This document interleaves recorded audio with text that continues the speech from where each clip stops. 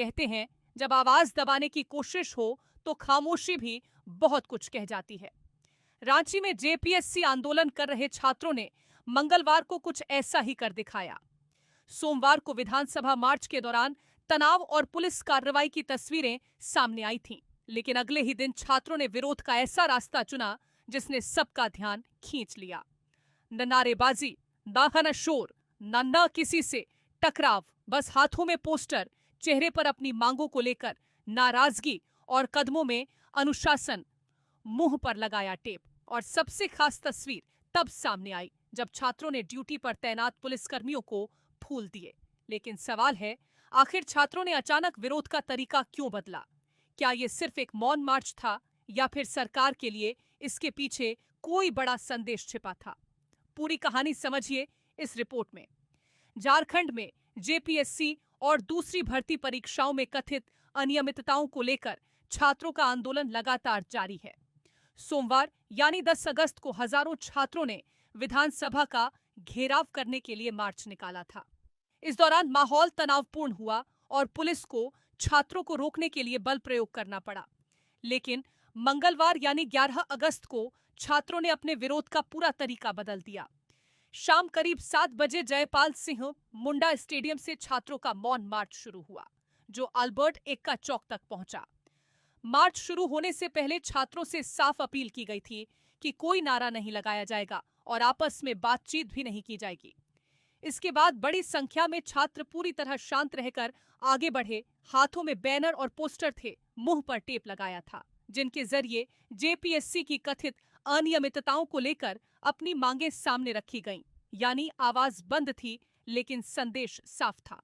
और इस पूरे मार्च की सबसे अलग तस्वीर तब देखने को मिली जब छात्र पुलिसकर्मियों के पास पहुंचे। लेकिन इस बार उनके हाथों में कोई पत्थर या ऐसी कोई चीज नहीं थी जिससे टकराव बढ़े। छात्रों ने पुलिसकर्मियों को फूल दिए। गांधीगिरी के जरिए छात्रों ने संदेश दिया कि उनका आंदोलन लोकतांत्रिक और शांतिपूर्ण है। उनका कहना था कि वे अपनी मांगों से पीछे नहीं हटेंगे, लेकिन विरोध का रास्ता हिंसा नहीं होगा। वे कहते हैं ना, फूलों से जो बात कही जा सकती है वो कभी-कभी तलवार भी नहीं कह पाती।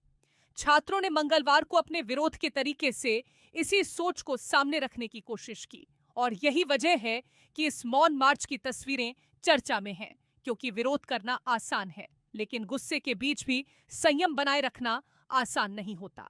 हालांकि छात्रों का ये आंदोलन सिर्फ मंगलवार के मौन मार्च तक सीमित नहीं है। जेपीएससी की कथित अनियमितताओं को लेकर छात्र लंबे समय से आंदोलन कर रहे हैं और निष्पक्ष समाधान की मांग कर रहे हैं। उनका कहना है कि जब तक उनकी मांगों पर ठोस कार्रवाई नहीं होती, तब तक आंदोलन जारी रहेगा। यानी सोमवार को विधानसभा मार्च और मंगलवार को मौन मार्च, दोनों प्रदर्शनों का तरीका अलग था, लेकिन मकसद एक ही था, सरकार तक अपनी बात पहुंचाना। और मंगलवार को छात्रों ने यह भी दिखाने की कोशिश की कि शांतिपूर्ण आंदोलन का मतलब ये नहीं कि उनकी मांग कमजोर पड़ गई है। उनका संदेश सीधा है, आंदोलन शांत रहेगा लेकिन मांगों से समझौता नहीं होगा। झारखंड में जेपीएससी परीक्षा विवाद के बीच मुख्यमंत्री हेमंत सोरेन ने विधानसभा में बड़ा ऐलान किया है। उन्होंने कहा कि 14वीं जेपीएससी परीक्षा के साथ 2 बैकलॉग परीक्षाएं भी रद्द की जाएंगी। इसके अलावा टीडीपीएल के जरिए कराई गई परीक्षाओं की जांच कराने की बात भी कही गई है। सीएम ने कहा कि सरकार छात्रों की मांगों को गंभीरता से ले रही है और बातचीत के जरिए समाधान निकालने की कोशिश जारी है। हालांकि इन घोषणाओं के बावजूद छात्रों का आंदोलन अभी पूरी तरह खत्म नहीं हुआ है। वहीं विधानसभा में इस मुद्दे पर सत्ता पक्ष और विपक्ष के बीच जमकर हंगामा हुआ। बीजेपी विधायक सीपी सिंह ने सदन में नोटों की गड्डी दिखाकर सरकारी नौकरियों और परीक्षा प्रक्रिया में कथित भ्रष्टाचार पर सवाल उठाए। इसके जवाब में हेमंत सोरेन ने बीजेपी पर तीखा हमला बोला। उन्होंने कहा कि पहले गेरुआ वेश में लोगों को ठगा जाता था और अब छात्रों के वेश में ठगने की कोशिश हो रही है।